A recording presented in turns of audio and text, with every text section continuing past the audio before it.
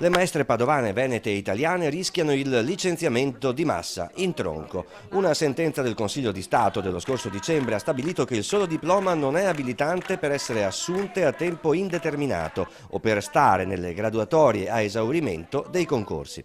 Una decisione che ha sconfessato 7 precedenti sentenze. Circa 400 nel Padovano e circa 900 in Veneto le maestre a rischio. Eppure un precedente decreto governativo aveva dato per buono il titolo di studio di maturità per insegnare nella scuola pubblica primaria. Per loro ora solo supplenze, cioè solo lavoro a termine.